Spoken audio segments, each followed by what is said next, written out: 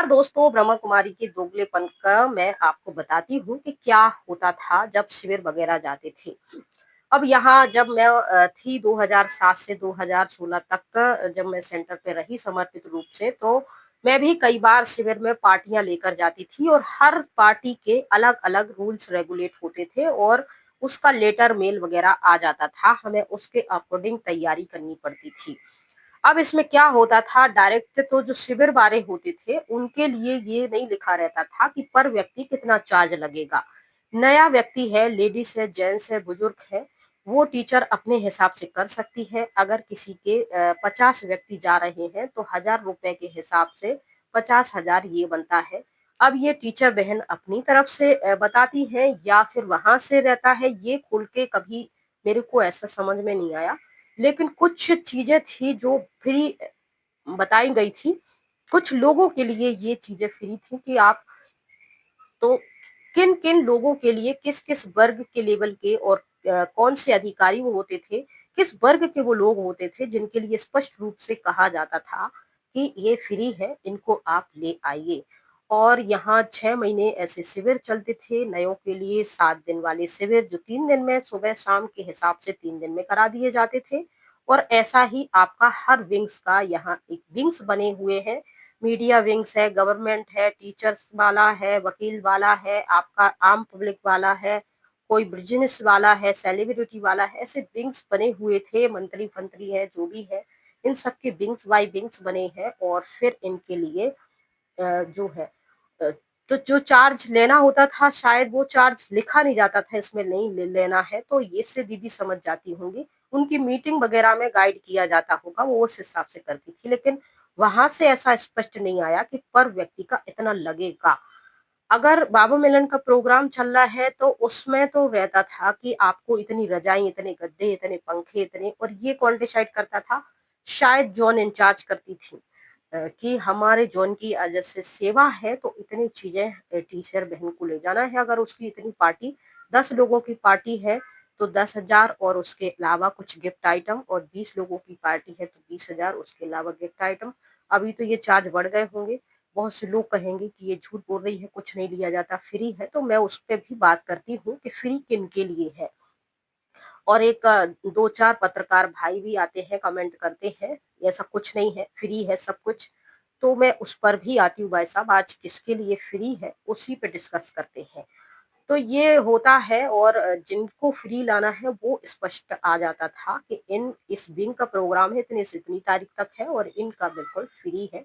आप इनका किसी प्रकार का कोई चार्ज मत लेना, सिर्फ टिकट का। अगर पार्टी बहुत हाई लेवल की है, चीफ वगैरह है, बहुत बड़े बिजनेस है या सेलिब्रिटी, तो तुम अपनी तरफ से उनका रिजर्वेशन करके ले आना। ये तक डायरेक्शन रहता था।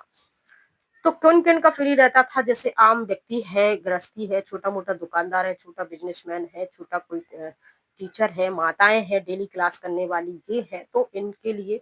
और वो जाना चाहती हैं शिविर वहां अटेंड करना, तो हम नए नए लोगों से मिलते थे, उनके लिए मोटिवेट करते थे, कन्वेंस करते थे कि आप माउंट आबू चलिए, हमारा हेड क्वार्टर है, वहाँ सारी चीजें फैसिलिटीज है। एक आपको 5 स्टार जैसी होटल का लुत्फ मिलेगा, सुंदर प्राकृतिक नजारा मिलेगा, भगवान का घर है, चारों तीर्थ धाम है, तमाम प्रकार की जितनी भी हम कन्वेंस कर सके सामने वाले को, सारी चीजें हम उनको बताते थे, बोलते थे। कुछ 100 लोगों से मिलना होता था, 2 4 10 मान जाते थे। और फिर उनको चार्ज भी हम लगे हाथ बता देते थे कि आपका रिजर्वेशन का आना जाने का, और फिर वहां तुम रहोगे, सारी चीजें मिलेंगी। तो ये तुम किसी होटल में जाके रहोगे, घूमोगे फिरोगे, तो ये सारी चीजें तो तुम्हारे 10-12 हजार वैसे ही खर्च होंगे, यहाँ तो ना के बराबर है। तो आपको 1,000 सेवा का लग जाएगा। और इसके अलावा ये तो संस्था में रहना और शिविर वगैरह करना है। अगर आप वहाँ साइट सीन देखना चाहते हैं, आउट सीन देखने के लिए गाड़ी वगैरह बुक करेंगे, तो उसका भी चार्ज आपको देना पड़ेगा। ये सारी चीजें हम नयों से कर लेते थे। अब जिनको पसंद आता था, छुट्टियों गर्मियों में ये चीजें चलती थी, क्योंकि यहाँ ज्यादातर छुट्टियों का टाइम चलता है, सरकारी वगैरह लोग रहते हैं और भी लोग रहते हैं, तो कुछ छुट्टियां, तो ये रहता था। इसके अलावा अब आप अगर वो कोई प्रिंसिपल है, ज्यादातर जो मीडिया वर्ग के लोग होते थे, पुलिस वर्ग के, जज वर्ग के, जो प्रशासनिक अच्छी पोजीशन वाले लोग होते थे, जो सवाल खड़े कर सकते हैं, जिन्हें थोड़ी कानूनन ज्यादा जानकारी है, नॉलेज है, जो सवाल खड़े कर सकते हैं, जो कोई मीडिया में रिपोर्ट छाप सकते, पत्र कर सकते, ये सारी चीज़ें इनके लिए फ्री रहता है। और इनको लगता है कि सबके लिए फ्री है, हमारा तो नहीं लिया गया था, ये बहन तो कुछ भी बोलती रहती है।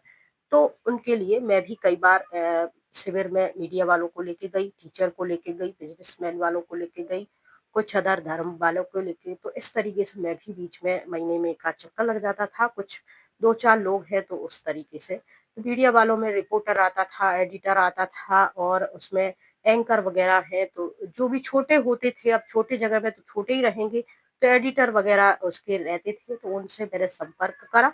उनको बताया कि आप माउंट आबू का शिविर अटेंड कर सकते हैं, ये बिल्कुल फ्री है, बस आपको अपना टिकट खुद बनाना होगा। और इस तरीके से उनसे कह दिया था, तो उन्होंने अपना टिकट खुद बना लिया। अब इसमें भी हमने क्या झोल करी थी कि हमने इसमें 2 थे मीडिया वाले, एक एडिटर था, एक पत्रकार था, एक इसमें लेखक वगैरह और इसमें एक एंकर था।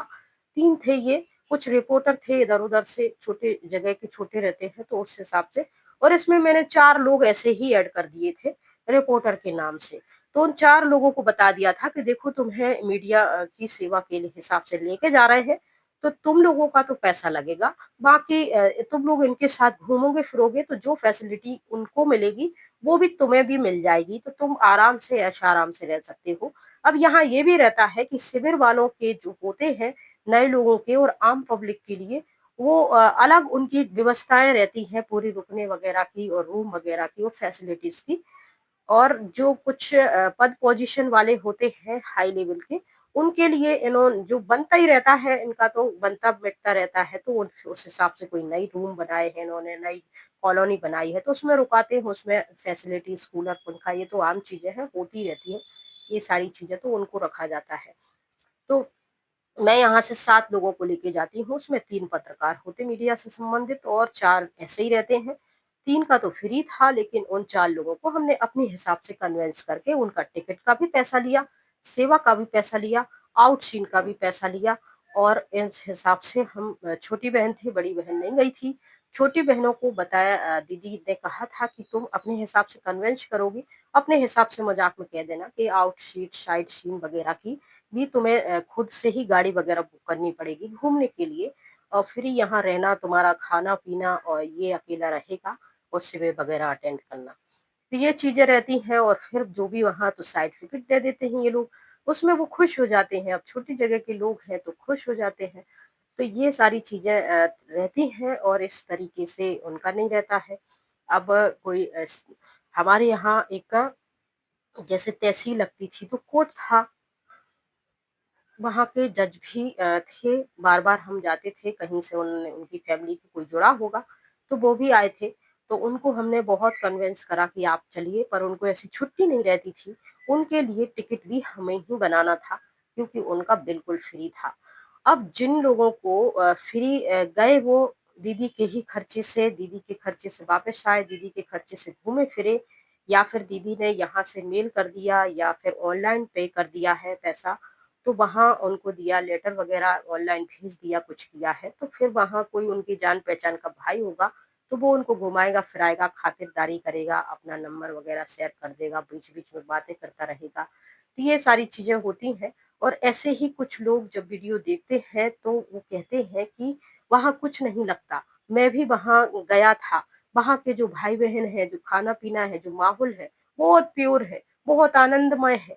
अब जिस व्यक्ति का न तन लगा, न धन लगा, न संकल्प श्वास कुछ नहीं लगे, बदले में उसे फ्री में मान सम्मान मिला, घूमने फिरने को मिला, मीठी मीठी बोलियां टोलियां मिली, वो तो तारीफ ही करेगा ना भाई। अब हमारे साथ हम वहां रहे, मजदूरों की तरह जमीन रगड़ी, कपड़े रगड़े, पर्दे रगड़े, ये सब कुछ रगड़ा, धूप में गए, बारिश में गए, हम 2 लोगों से मिले, 2-2 रुपया इकट्ठे करे, ऑटो रिक्शा से आए, कभी पैदल आए, हमें कोई ये सारी परेशानी हुई, बीमारी में पड़े रहे, दवाई भी नहीं हमको मिली। हमको खुद 1-1 2-2 रुपया इकट्ठा करके ट्रेन का टिकट खुद का बुक करके, एक समर्पित बहन होने के नाते, खुद के जो भी मैं 10 साल तक रही हूँ, दीदी जब टिकट बनवा रही थी तो ऐसा नहीं था कि एक बार उन्होंने खुद की जेब से निकाला।